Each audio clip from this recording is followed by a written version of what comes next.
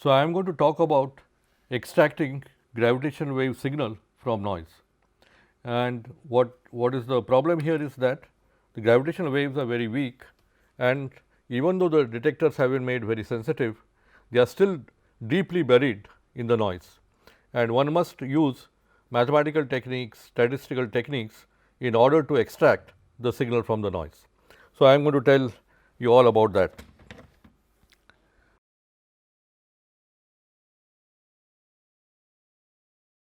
So, first of all, let me say what are these gravitational waves, just remind you, because you already have had a few lectures on this. So, gravitational waves are ripples in the curvature of space time. As you know from general relativity, that was the theory given by Einstein, that gravitation is nothing but the manifestation of the curvature of space time. And since these are waves, gravitational waves, these are waves in the curvature of space time. They can be expressed in terms of the Riemann tensor or the metric perturbation that you have seen, and the waves, these are waves in the Riemann tensor r mu nu alpha beta, or the metric perturbation, which is h mu nu. You knew that you have written that g mu nu is eta mu nu plus h mu nu, and this h mu nu is a perturbation which is extremely small. Typically, it is of the order of 10 to the minus 20 something, minus 21, 22, 23, or even less. Normally, we will use the metric perturbation in the transverse traceless cage. This also you have done earlier, and it is written by h mu nu t t. And we will denote by h a typical component of h t t mu nu. And now, I will give you a sort of idea what is, how much is h, what is the order of magnitude of this h. First of all, the metric, as we have written, is dimensionless. So, there is no dimension in it. So, h is written also without any dimensions, and already I think these sources have been reviewed by earlier lectures.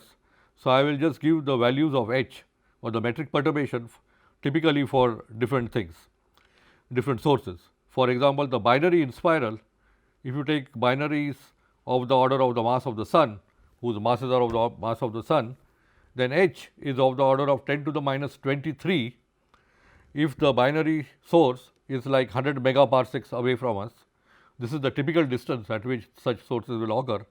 In fact, the first discovery which was there occurred something like few hundred megaparsecs away, 400 or 500 megaparsecs away, and the frequency is of the order of 100 hertz, because of our detectors are in the range from tens of hertz to kilohertz. So, we are typically giving these numbers for the typical kind of frequency bands and also distances and masses.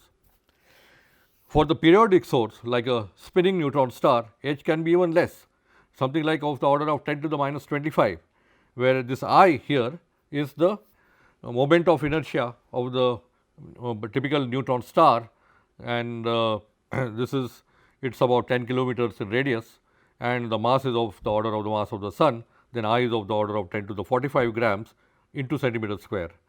And if its frequency is something like 500 hertz, that is the gravitational wave frequency, and it is within our galaxy, say near the center of our galaxy, then r would be like, the distance would be something like 10 kiloparsecs, and if it is an asymmetry of something like 10 to the minus 5, then h is of the order of 10 to the minus 25.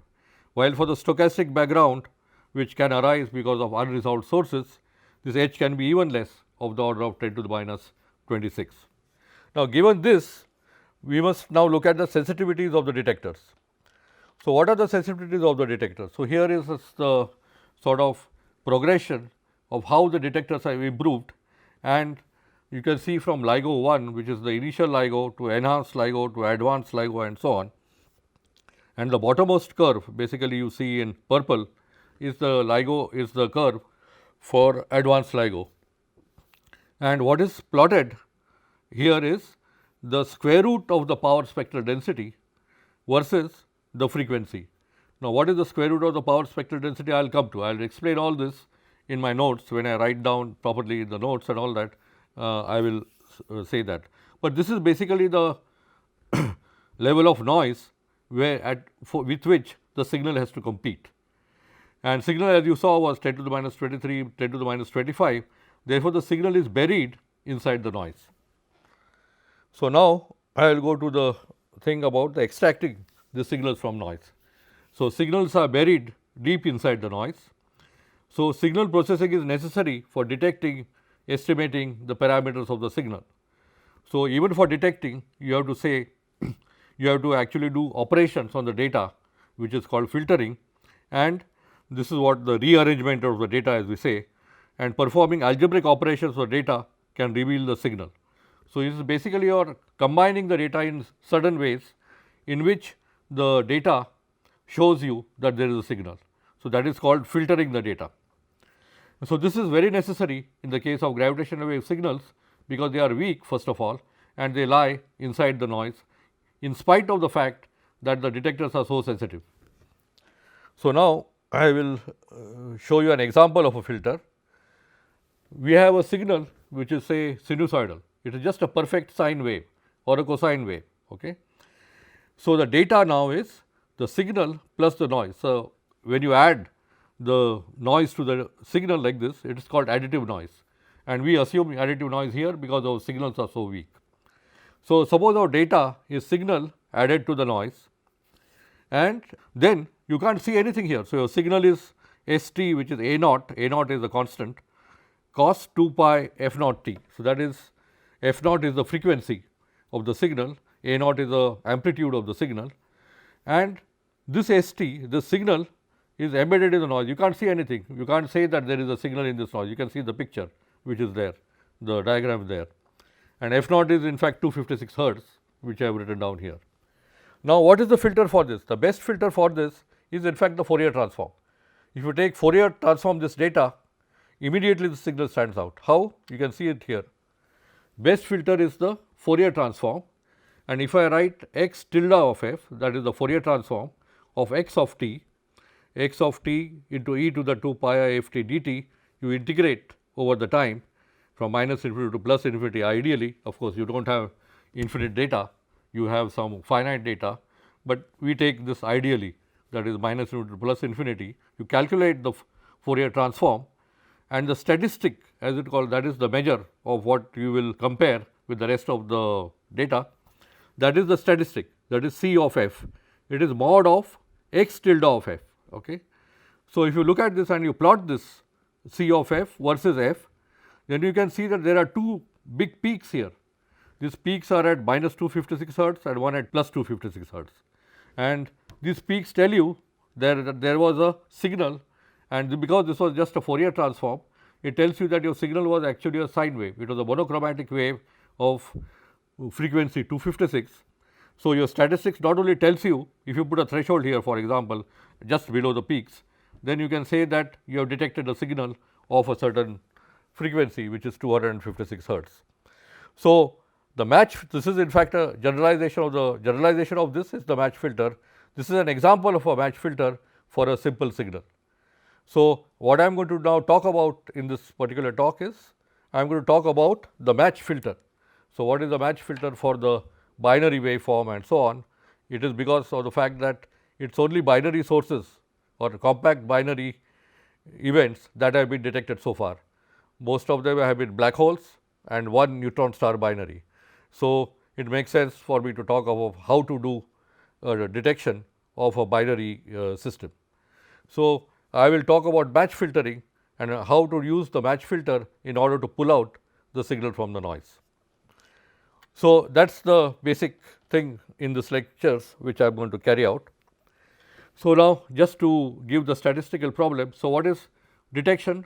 A detection is a statistical problem. The data consists of signal plus noise, and the detection of the signal is always a decision which is based on probabilities. One can never be sure, 100% sure, that there is a detection. That is for anything.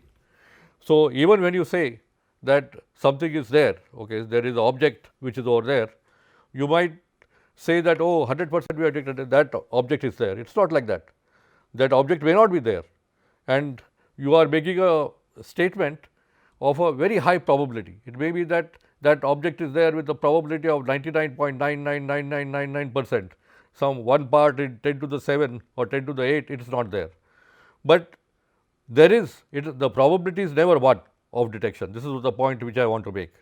So, here also when we say, when we make a match filtering or when we do this analysis for our signals and we say that a detection is announced, it is always with a certain probability.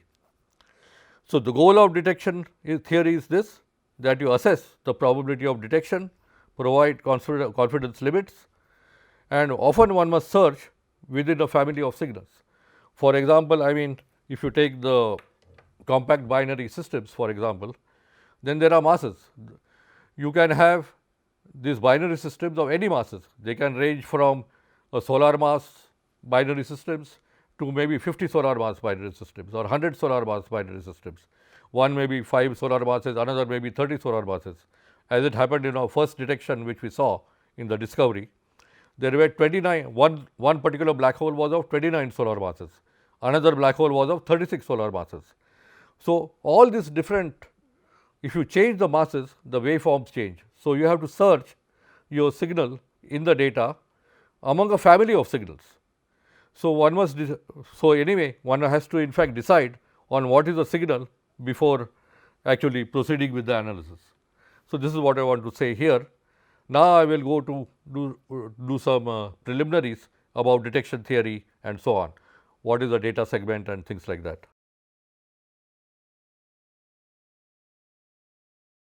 So, the data that comes from the detector is time series data. So, we represent it by a letter x. Okay. So, we write it as x of t. Okay. So, that is your data. And we consider data segments. Data segments in the time range 0 to t say. So, this is an interval, a time interval 0 to t. Okay. And we sample this because anyway we are doing all this analysis on the computer, we can only do it with finite number of samples. So, we sample this data. So, sampling of 0 t is the following: sampling of the data segment.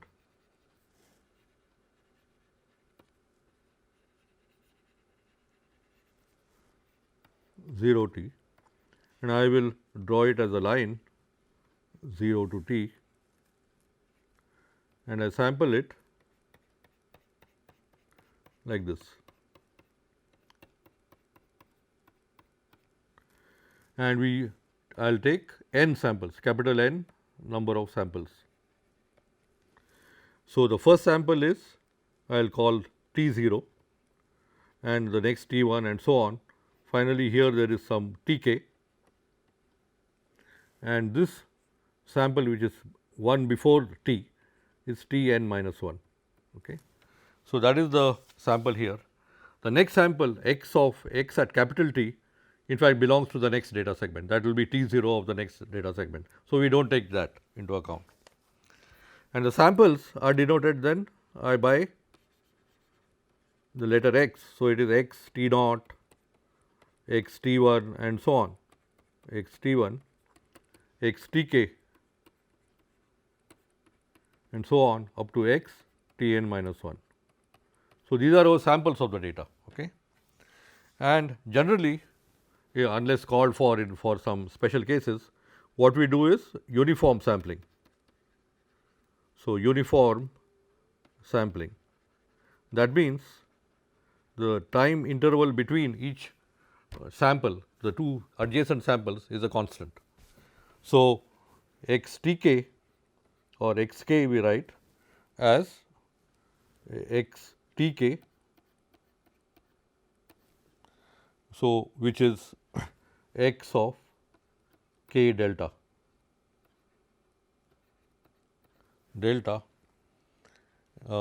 where we have taken, where this delta is t divided by n. So, t delta is called the sampling interval.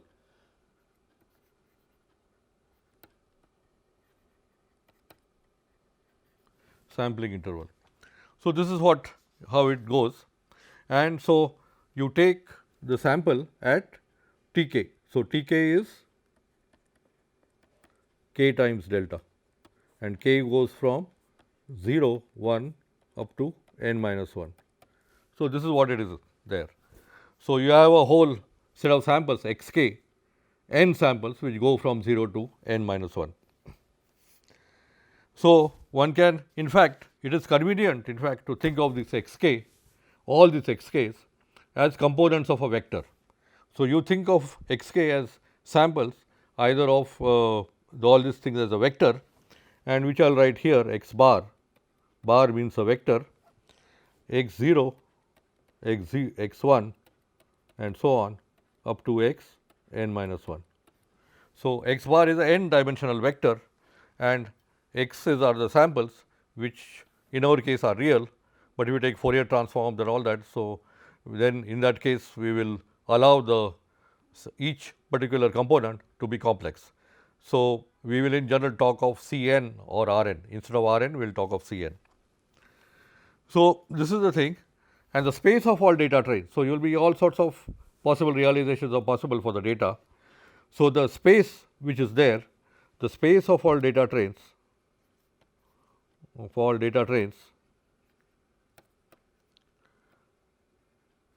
we will denote by this script d.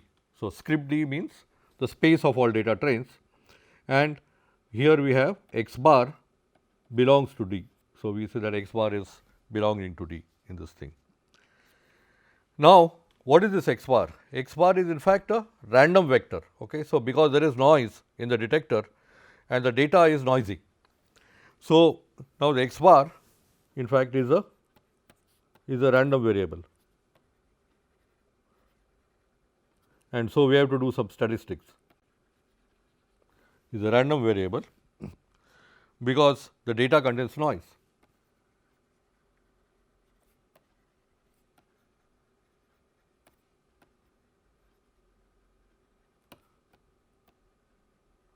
Contains noise. Okay.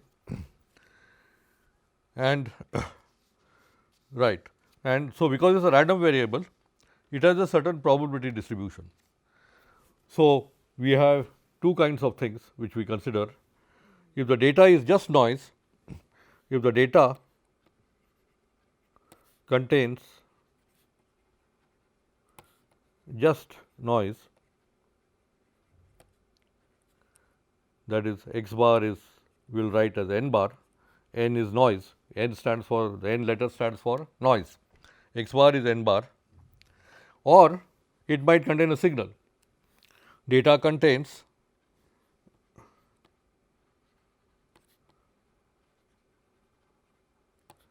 noise plus a signal here. In that case, x bar is n plus some signal which will denote by h, another vector h bar. Okay. So, in this case we are thinking of one signal, it could be any type of signal, the h can depend on many parameters and so on, but we will come to that later. And because this is a random variable and we are talking of statistics, there are probability distributions associated with this. So, here in the first case it is customary to denote the probability distribution with the noise by P naught of x. P 0 of x means this is the probability density of the data when it contains only noise, no signal. And here we have, as you have seen here, as I see here, x bar is n plus h, we have considered additive noise, and that is justifiable because our signals are extremely weak and we can think of the signal just adding to the noise. In that case, we denote this particular probability distribution by P 1 of x bar. Okay. So, this is a customary thing in statistics. Okay.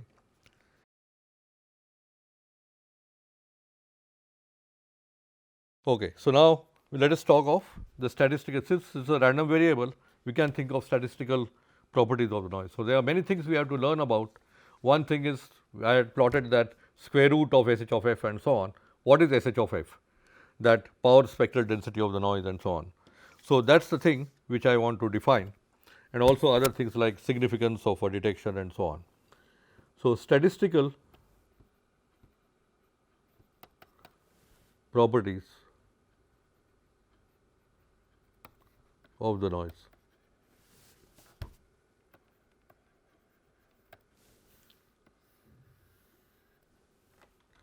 Of the noise. So, one thing which I want to talk of is the color of the noise and so on. So, first of all we assume that the mean of the noise, that the average of the noise at any time t is 0. So, what is this n of t? Just as x of t was defined on the interval 0 to t, n of t is also a function of t. It is a random variable on at every time t. So, for each fixed t, if you take n of t, you take the mean of this is 0 or the average value of this. Now, what does this angular brackets mean? So, this is called 0 mean noise. Let me write that 0 mean noise. So, what do these brackets mean or the angular brackets mean? The ensemble average. Yeah, ensemble average. So, over what are called identical detectors.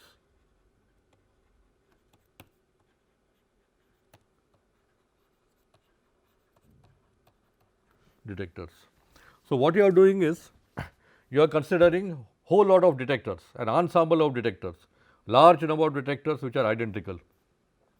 And now you look at the n of t in each of these detectors, take the same time t and take an average at that time t of all the different samples in the different data streams that you get from the detectors. So, in other words, you have got a whole lot of detectors here 1, 2, 3 like this your data streams. So, detector 1, detector 2, detector 3, this is 0, this is t, and here you mark out 1 t in this is time t, okay, and you pick up the noise sample here, noise sample here, noise sample here, and take an average and let the number of detectors, such identical detectors, go to infinity, and then take that average, and that is in fact the average ensemble average of n of t, and that we assume to be 0, which means that we have actually subtracted out the DC component. So, even if it is not 0, we can always subtract out this DC component of the noise and make the noise, the mean of the noise to be 0. So, now next thing we define is autocorrelation of the noise. So, autocorrelation of the noise.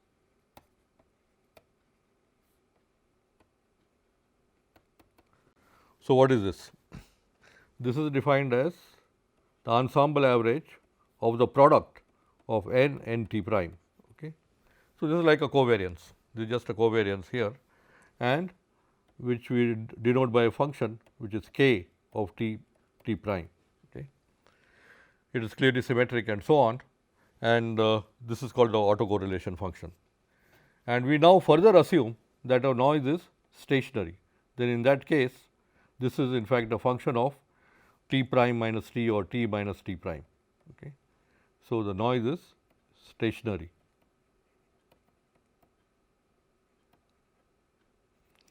If you make assumptions only on these first two moments, so now we have talked the first moment is the mean, the second moment is the covariance.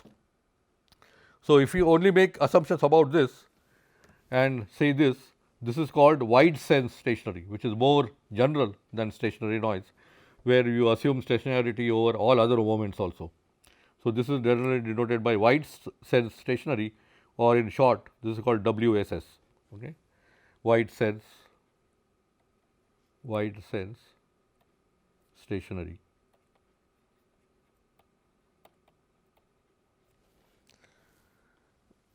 So, if you write now tau equal to t prime minus t, then the same equation can be written as n of t plus tau is k of tau, where k is called the autocorrelation function. So, k of tau is called the autocorrelation function.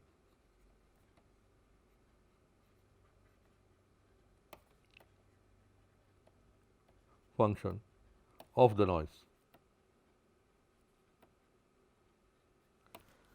In general, it looks something, it's like a something like a bell shaped function. So, it looks something like this. If I plot this k, it looks something like this. So, this is k and this is tau. So, it looks something, it is symmetric of course, and it looks something of this sort. So, now when you take you can actually now go to the Fourier domain and look at this, how this looks like. Okay. Since there is this, what this white sense stationary or stationarity means, that the noise, autocovariance, covariance and all that, these properties are don't depend on absolute time. That is what it means when you take only the difference is what matters, t minus t prime or t prime minus t. This is what the whole thing says here. And n t equal to 0 means it is anyway stationary, it is not changing, the mean is not changing. Now, going to the Fourier domain, we write n of f as the integral of n of t into e to the minus 2 pi I f t dt. Okay. So, we take this integral, and in this case, since we have taken only 0 to t, the integral will be just 0 over 0 to t, but anyway I will not write that down.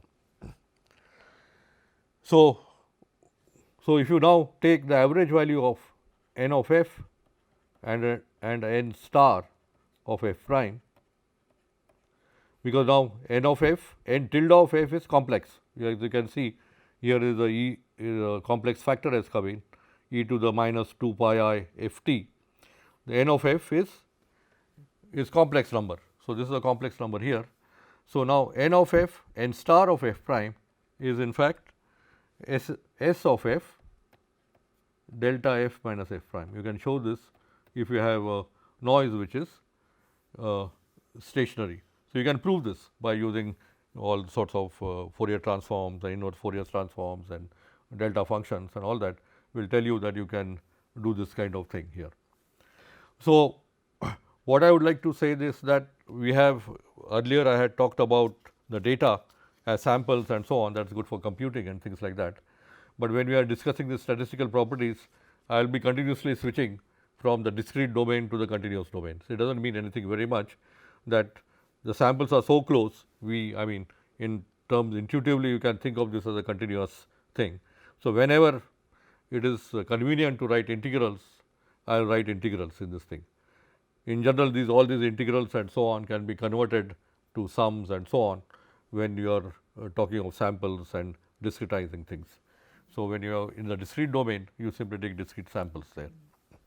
So, this is S of f. So, this is S of f, in fact is called the PSD of the noise. Now, since we will be talking of the basically the signal channel is denoted by h of t.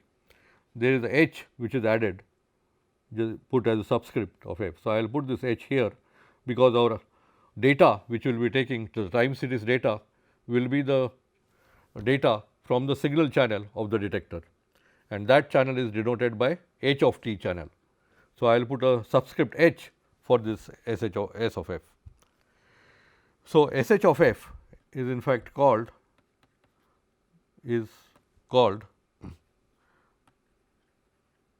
the power spectral density, PSD, okay, in short, of the noise.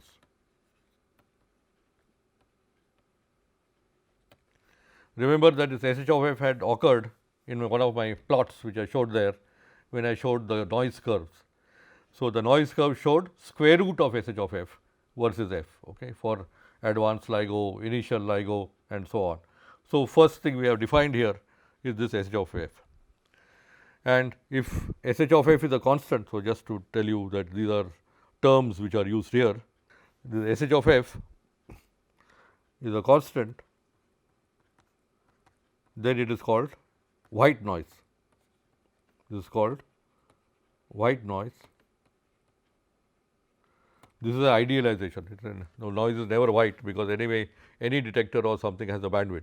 So, the noise is going to be changing at least outside the bandwidth.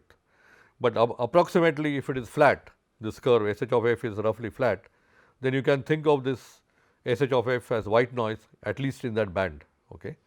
So, that is why this white noise thing sometimes is convenient fiction to use when we do some calculations.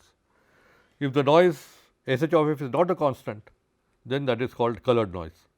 SH of f not a constant, then it is called colored noise. So, these are some of the terminology which enters into this thing. And one other thing which I would like to mention is the dimensions of this quantity. Now, you can go back and see here that n of t and so x of t, the h which was there, the h mu nu which is there is dimensionless, as I said before. So, the data stream which is there is dimensionless, there are no dimensions to this.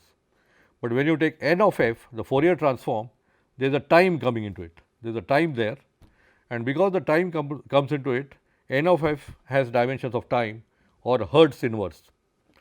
So, now when you look at this equation here, the angular bracket of n of f times n star of f prime equal to sh of f into delta f minus f prime, the left hand side has dimensions of t square of or Hertz to the minus 2, delta f minus f prime has dimensions of Hertz inverse.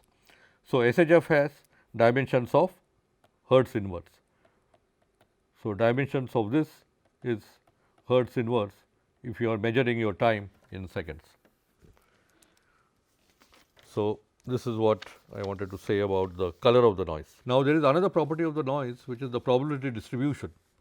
So, the whole random vector x of t has a probability distribution, and that probability distribution can be anything. So, one of the most important things which is there, that one of the most important distributions which comes about because of the central limit theorem and all that, is that the noise is usually Gaussian in many of the detectors which are well understood. So, what is Gaussian noise? So, anyway, this is a idealization in this case for our LIGO detectors. So, anyway, we will do this case of Gaussian noise. Okay. So, what is Gaussian noise? Okay. So, we take the autocorrelation function which is there and define a matrix CIK, which is k of TITK, k of TITK, which is NIK. Now, look here. So, now we had taken those continuous domains so far, but sometimes it is now good to go to the discrete domain in order to define these things like Gaussian noise and so on, the probability distributions. Okay. So, CIK is KITK, which is nothing but NINK, the ensemble average. So, multiply the ith sample by the kth sample, take the ensemble average over identical detectors, and what you get is this CIK, which is basically the covariance matrix. Then the probability distribution, which is Gaussian, is given by P of x bar is 1 over 2 pi raised to n by 2 square root of determinant of C and e to the minus half x bar transpose, I will explain all this, C inverse x bar. And so, what this means is that you take your random vector which is x bar, which is the x 1 up to x t n or x n minus 1, and you think of this as a row vector. Now, if you write this with a transpose, it becomes the column vector. Take the column vector x bar t, multiply by the inverse of the matrix C, CIK we have defined earlier. This is the matrix C. So, this is the matrix C. Take its inverse, then again multiply by the vector x, you get a scalar, and this is the quantity you put in the exponent of e raised to that. So, this is in fact the thing here which tells you that you have got a Gaussian distribution. So, in 2 dimensions, for example, this thing may look something like this. If I plot it, this is P x naught x 1, I just take 2 samples, then this may look something like this. This whole thing, looks something like this. This is the kind of a Gaussian distribution.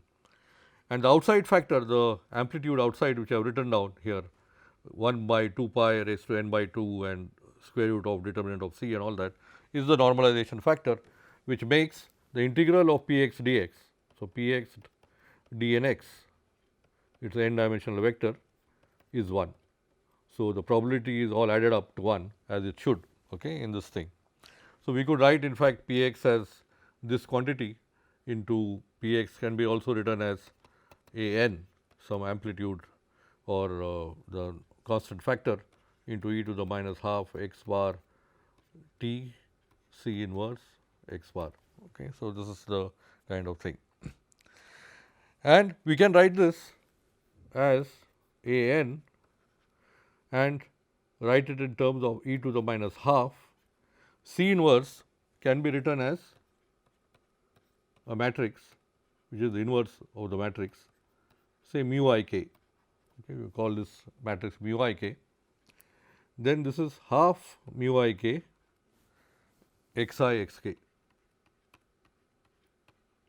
So, this is writing it down in terms of the components of the vector, and now I have raised the indices of these vectors, and I also use the Einstein summation convention, where the I and k range from 0 to n minus 1. So, this is a double sum, in fact involving several terms. It is something like n square, order of n square terms over there, and this can in fact further be written down as e to the minus f mu I k minus half x bar with the vertical line x bar, like a scalar product.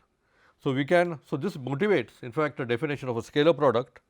So, the scalar product is this scalar product. This scalar product is defined on D. D is your space, space is a vector space, and this becomes in fact what is called the inner product space, but we may not get into that.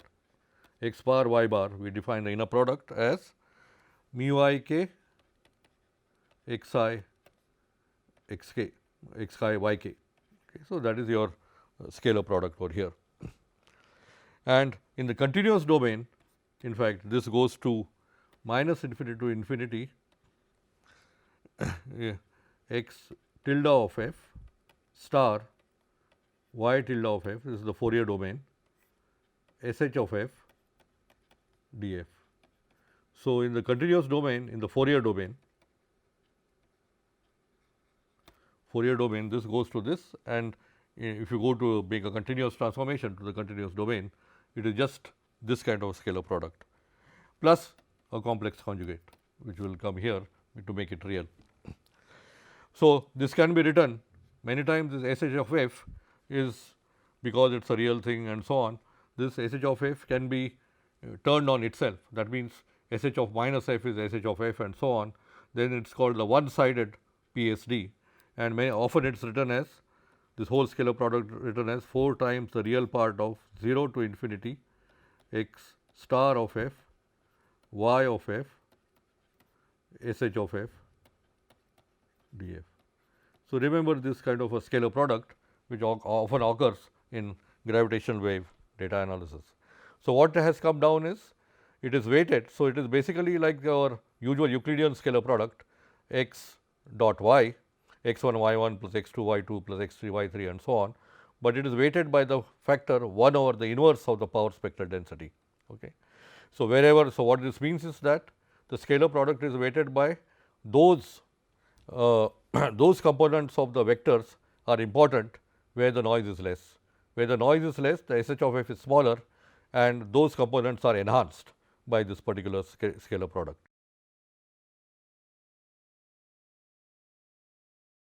We can now go over to the so called detection problem. So, what is the detection problem? So, we have to say whether we have detected a signal or not. Okay. Given a data vector or data train, we have to say whether there is a signal lying in it or there is no signal lying in it. So, this is called the detection problem. So, I write down here detection problem. Given x bar, decide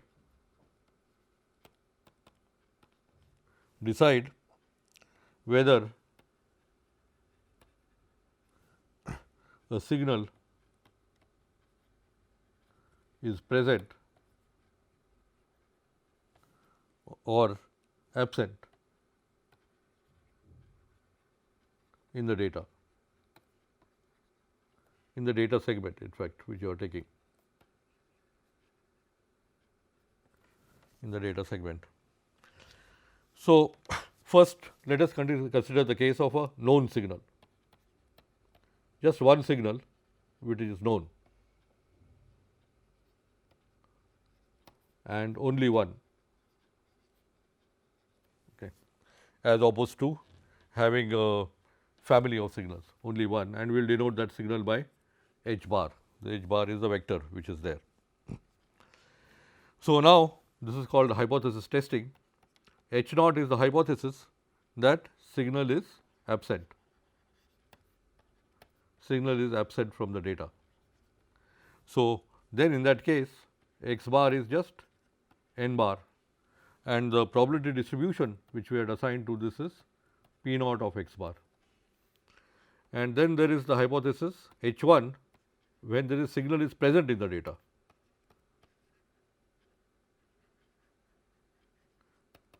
Then in that case x bar is n plus h bar, okay, and then the probability distribution is P 1 of x bar, okay. So, that is the notation. And for additive noise, if you have the noise to be additive as we have taken here, P 1 of x bar is nothing but P naught of x bar minus the signal, okay. It is the same thing as the noise. You subtract out the signal, you get the probability distribution of the noise. Now, we have to say, given x bar, what is the, whether there is a signal in that or not. So, what does a test? So, we have to design a particular test. So, this is called a test. So, test is what? Amounts to actually partitioning D, amounts to partitioning. Partitioning a set means you break it up into two parts such as the union is the set and the intersection is empty. So, partitioning D. So, D is written as some region R plus R complement. So, C on the top denotes complement. So, D is R union R complement, okay, and of course, the intersection will be phi. If x bar belongs to R, then the signal is present.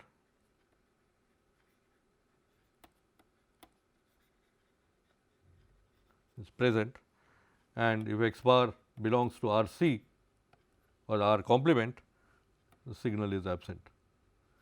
So, what does it mean? This particular problem of detection amounts to partitioning D into two particular regions, and if you get a particular vector x bar, then you have to see whether the x bar lies in R or whether it lies in R C. So, your detection problem actually amounts to partitioning D into R and R C. So, what is R? What is R C? That is the problem. So, pictorially if I draw, I can think of this as a space of data trains like this, and this is the origin where the noise may lie. So, this is R C and this is R, and if your data vector lies here, you will say that the signal is present. If it lies within R C, you will say that the signal is not present. So, the whole problem now lies in finding R, and for this there is a very nice criterion which was given by Neyman and Pearson, okay. So, Neyman-Pearson criterion is the criterion which is used. So, Neyman-Pearson criterion, for this I have to define two things.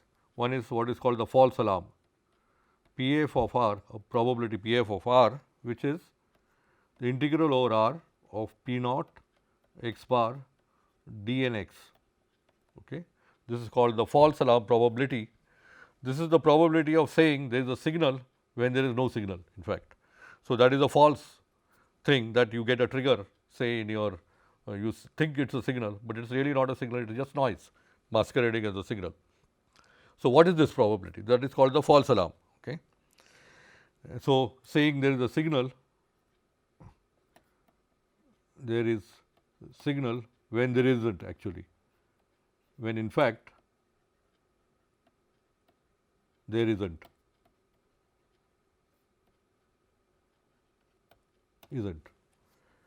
The other probability of importance is the detection probability.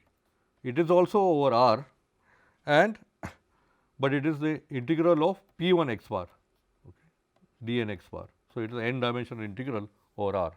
So, this is saying there is a signal when it is actually there. Okay. This is called the detection probability. And what is the Neyman-Pearson criterion? It is maximize the detection probability, maximize PD for a given PF. That is, if you fix your PF to be something, maybe a very small number like alpha, then you maximize PD for this thing, for this particular false alarm probability. So, you have to find a region R which basically does this. And this is the right kind of thing for our sources like binaries and so on, when your signals are rare and you do not know what costs that one can assign and so on, and there is a whole description, and that is, the description is already given in many books, standard textbooks like C.W. Hellstrom and so on. So, this is the criterion, and there is a Neyman-Pearson's lemma. There is a theorem which tells you how to find this region R. It gives you a prescription. So, what is the prescription? Prescription is define a likelihood ratio, define a certain quantity which is called the likelihood ratio, define the likelihood ratio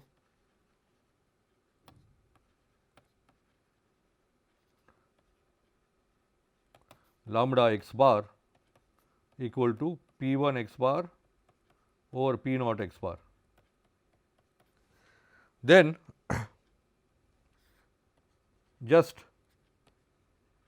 lambda x bar greater than some constant lambda naught, which is in fact called the threshold, defines R, defines the region R where lambda naught is fixed by requiring PF equal to alpha. Okay. So, by requiring just this thing, and lambda naught is in fact called the threshold,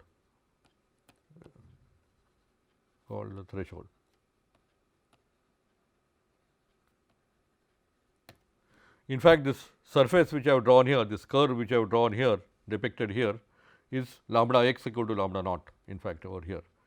So, this is what it tells you. So, immediately it solves the problem for you, that this is the detection problem which is solved in this way.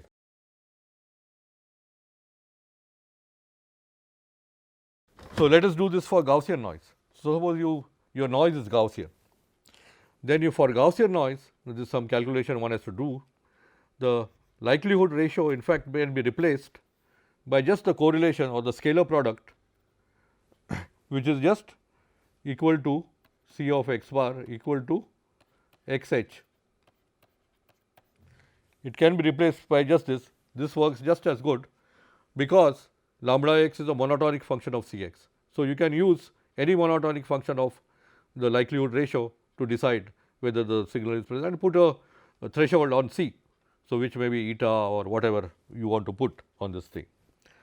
Now, C of x h is what? You can write this down is mu I k x I h k, okay, in this thing. So, which is you can write down is as q I x I, where this q I is mu I k h k. Okay. This mu I k is in fact called the match filter, and this is in the continuous domain. If you go to the Fourier, this is just S h of f over f. Now, you can see how all these things are coming up, that you had the Neyman-Pearson lemma.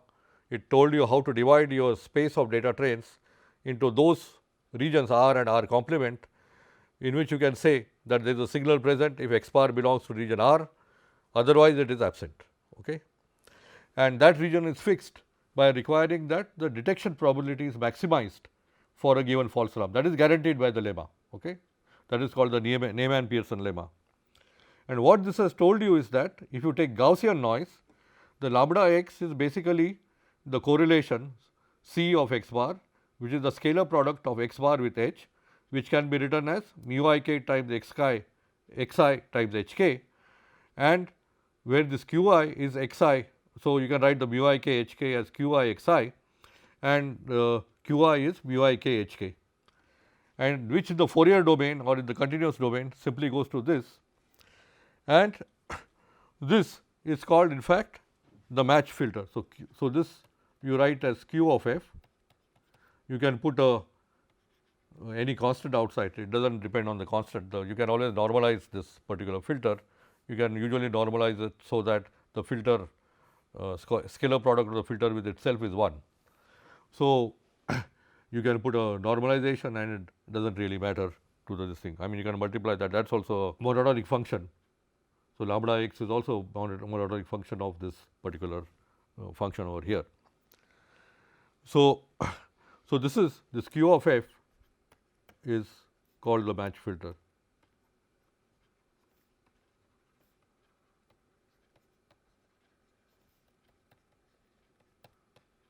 Match filter, and what this tells you is that the match filter is optimal for signal extraction in Gaussian noise in the sense of Nabbe and Pearson. That means, given a false alarm probability, you can the detection probability is automatically maximized for such a filter. So, that is a big advantage, but unfortunately, we are not in this situation. This is for single signal which was there, only one signal which was there, but we have a family of signals, because as I said, we do not know what will be the masses of the stars, we do not know the spins of the stars, we do not know what time the signal will arrive, we do not know what is the phase of the signal. These are all unknown parameters, and so we need to search over this family of signals. So, we have in fact a family of signals which depends on many parameters, depends on parameters like the amplitude, for example, phases, masses and things like that of the binaries. So, in general we can call these parameters lambda alpha, okay. We call them lambda alpha, where alpha goes from 1 to up to m, say. So, this is up to m. So, m dimensional space basically you have here. So, then the strategy just changes different. I am not going to go into the full details, but if you have a strong signal, as we will have here, like signal to noise ratio of 8 or 10 or something like that, the lambda you maximize this lambda max x you define as your statistics, you maximize these things, you have lambda x bar lambda alpha. So, what happens is that when you have a family of signals, the P 1 x which was there earlier, the P 1 x becomes P 1 x semicolon lambda alpha. So, what happens is that the P 1 which we had here, P 1 x, for the family goes to P 1 x bar lambda alpha, and then you can define lambda bar this alpha as P 1 x bar lambda alpha over P naught of x. Now, if you maximize over lambda alpha belonging to some space or some subset u of the m dimensional space and take the maximum, then this works as the statistics, and then what you will demand is that you decide on detection if lambda max now x is greater than some threshold lambda naught, which is again decided by the false alarm. This is called maximum likelihood detection.